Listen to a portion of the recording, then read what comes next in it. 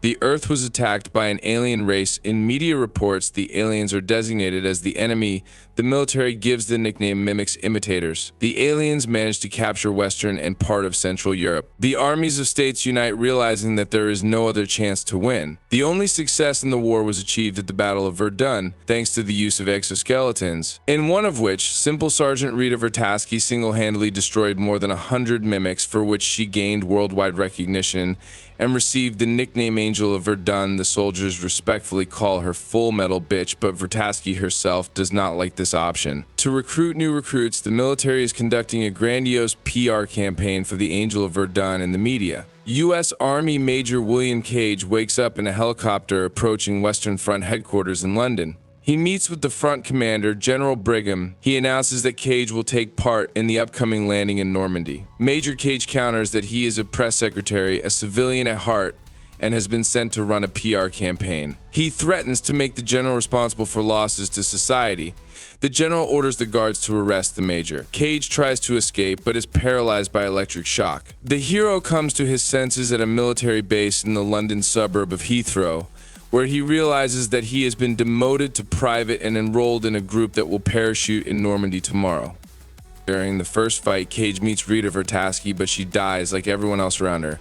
The mimics exterminate Cage's entire platoon. Having fought them off, he notices an unusual blue mimic. He rushes at Cage, but the major manages to grab and detonate an anti-personnel mine. Mimic is torn to shreds. His blood spills onto Cage, eating him alive. Cage comes to his senses again at the Heathrow base, reliving all the events of yesterday. All his memories are preserved with him, and he relives this day again and again, dying each time. In the next life, when he notices and saves Rita Vrataski, she throws down her weapon and asks, "Find me when you wake up." He is very surprised. It turns out that Rita also experienced a time loop, but lost this ability after being wounded and followed by a blood transfusion. Rita explains that Cage received the ability to control time, rebooting the day from a murdered Alpha-type mimic. The only one who understands Rita, Dr. Carter Noah Taylor, a former microbiologist physicist, explains mimics are a single neural network, where ordinary yellow aliens are ordinary cells, blue alphas act as nerve nodes, and the control center is Omega, located far from the battlefield. Rita says that Cage will soon have visions in which he will see where the center is. Carter adds that the ability to manipulate time makes mimics invincible opponents. Rita tells Cage that he must find and destroy the mimic brain center, doing what she failed to do in Verdun. Cage soon sees the promised vision and realizes that the center of the mimic's neural network is located on a dam somewhere in Switzerland.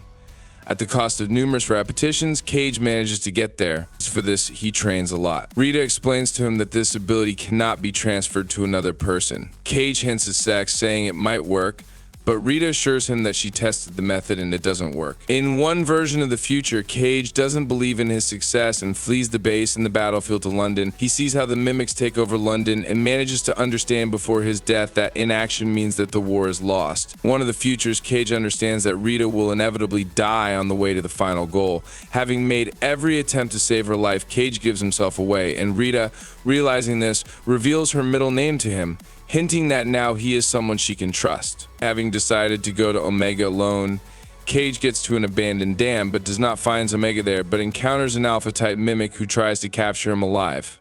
After barely committing suicide, Cage returns to base and tells Rita and Carter that the visions are a trap of the mimics. Dr. Carter reveals that he has a prototype device that will allow him to find Omega. But for this, they need Alpha, and the device is located in the headquarters of General Brigham. Rita says that Cage will play the role of Alpha since he exchanged blood with the alien. After many attempts, Rita and Cage infiltrate the general's office and convince him to hand over the device. The general gives it to him but does not believe them and sends security to the heroes. Rita and Cage try to escape in a car. Cage activates the device and finds out that Omega is hiding in Paris in the half-flooded Louvre Museum, right under the pyramid. At this moment, one of the guards in an exoskeleton crashes the car, and the fugitives lose consciousness. Cage wakes up in the hospital, chained to a bed. He realizes that he received a blood transfusion. Rita is going to kill Cage and reset time, but he claims that he has lost his abilities. Cage infiltrates the Heathrow base and, with Rita's help, convinces his platoon to help him. The heroes capture a combat tiltrotor and fly to Paris. Near the Louvre, a tiltrotor is knocked down by mimics and soldiers jump out of it as it goes. Only half of the squad remains alive. Cage and Rita manage to launch the tiltrotor and fly to the entrance to the museum's Skinner and Griff, who remain to cover the retreat, die after blowing themselves up with the mimics surrounding them. The mimics catch up with the heroes and climb into the tiltrotor. Rita and Cage sneak into the abandoned parking lot underneath the pyramid and blow up the passage. Rita runs away, distracting Alpha, who has arrived in time, and Cage swims into the flooded hall, where he meets Omega. Alpha, having killed Rita, catches up with Cage. Mortally wounded, Cage manages to blow up Omega with a grenade. The blood of the deceased Omega envelopes Cage's body. Major Cage wakes up in a helicopter approaching the Western Front headquarters in London. The media broadcast a message about the release of energy in Paris. General Brigham announces to the press the complete disorganization of the aliens and the beginning of the offensive of the troops. Cage goes to the military base at Heathrow and meets Rita again, but as a major. If you liked the video, please like and subscribe.